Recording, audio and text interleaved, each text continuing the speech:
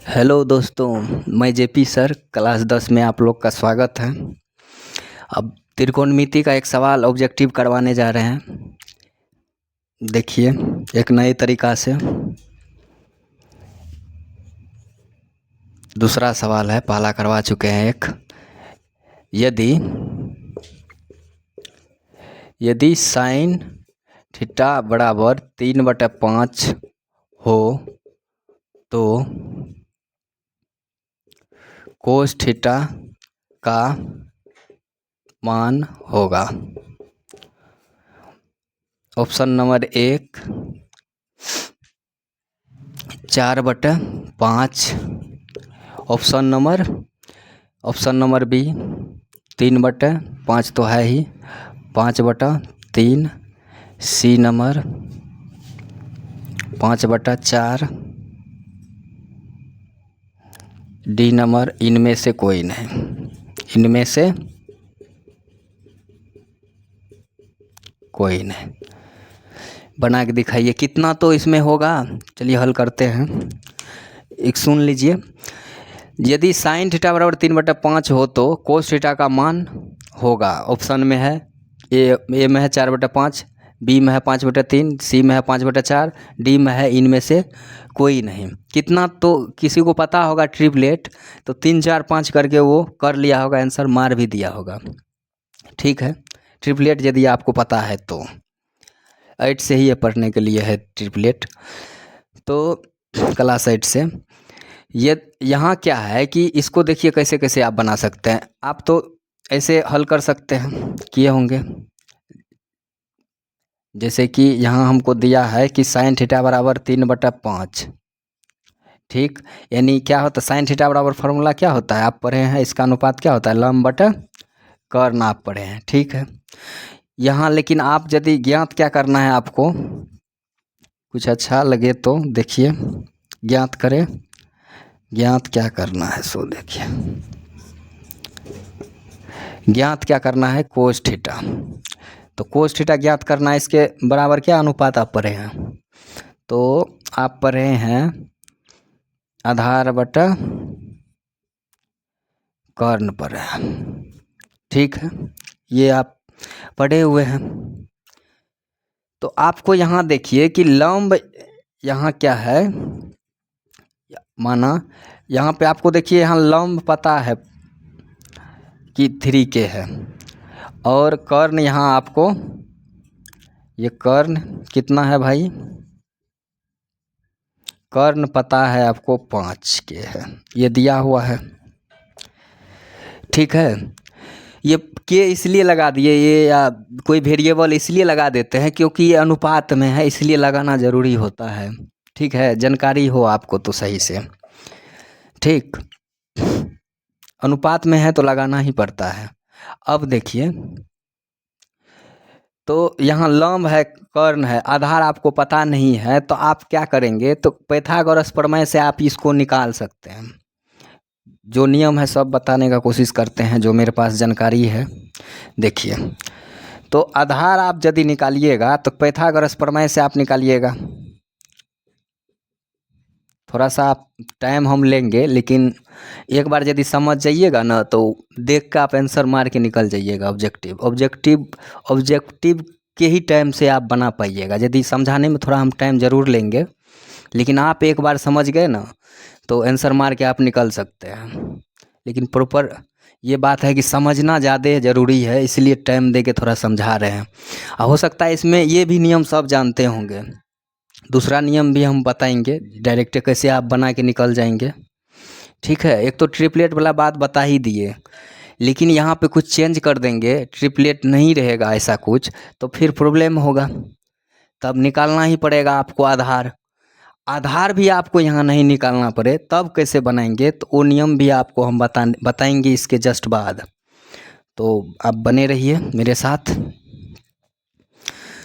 तो यहाँ पाइथागोरस प्रमेय क्या है,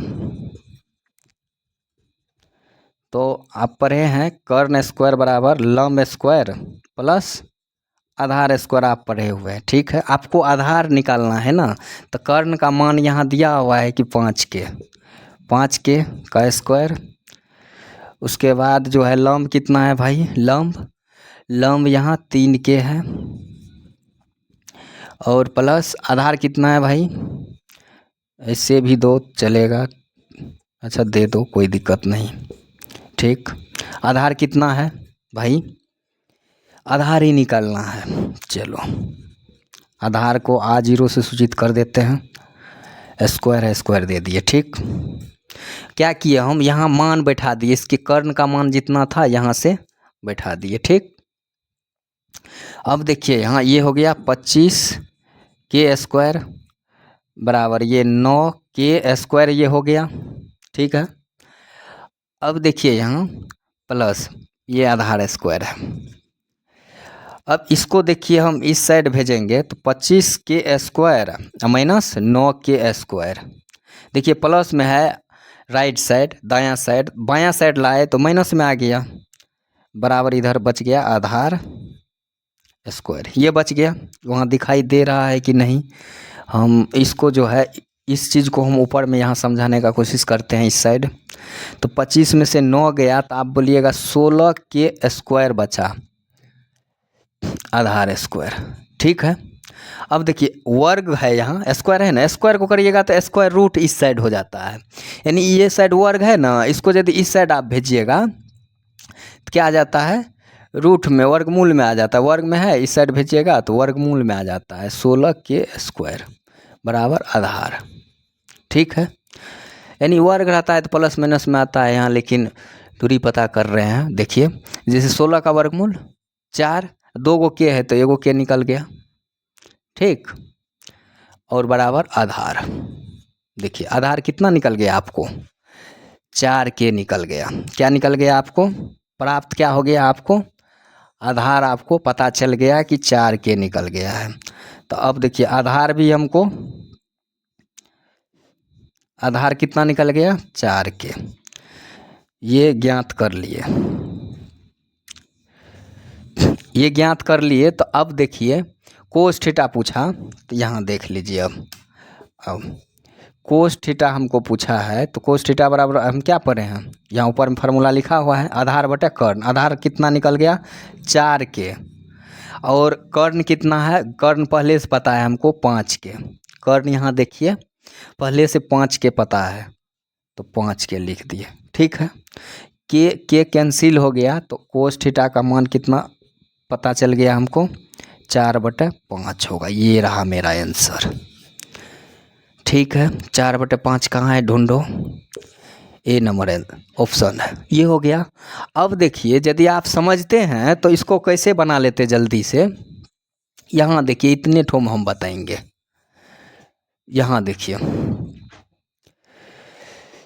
यहाँ देखिए कि देखिए साइन थीटा है ना, ये देखना है कि रिलेशन साइन थीटा से किससे है, रिलेशन को खोजना है, उससे बन जाएगा। जैसे देखिए sine square theta plus cos square theta equal to, आप 1 पढ़े हुए हैं जानते हैं, पूरा यदि आगे पढ़े होंगे इससे आगे तो ये पढ़े होंगे रिलेशन, साइन और कोस का रिलेशन इस तरह से होता है। ये यदि आप जानते हैं साइन और कोस का इस तरह का रिलेशन यदि आपको पता है, तब देखिए यदि हमको यहाँ कोस स्क्वायर थीटा बराबर करना हो तो साइन स्क्वायर थीटा को बाएं साइड है तो दायां साइड यदि भेजेंगे तो ये माइनस में चले जाएगा। ठीक, अब यहाँ से कोस थीटा, यहाँ देखिए वर्ग है, इस साइड भेजेंगे तो क्या हो जाएगा बताइए, तो आप बोलिएगा वर्गमूल हो जाएगा, तो 1 माइनस साइन स्क्वायर थीटा, ये इधर वर्ग है इस साइड भेजे तो ये वर्गमूल हो गया। ठीक, इतना समझ में आ रहा है। अब देखिए कोस थीटा पूछे कि आपको अंदर root 1 minus sine square theta पूछे तो बात तो बराबर है, कुछ करना नहीं है। अब क्या करना है, तो रूट है रूट दे दिए डायरेक्ट, ये हमको पता होना चाहिए कोस थीटा को साइन के फॉर्म में कैसे लिखा जाता है, ये यदि पता हो इसका मतलब तो आप डायरेक्ट आंसर मार सकते हैं।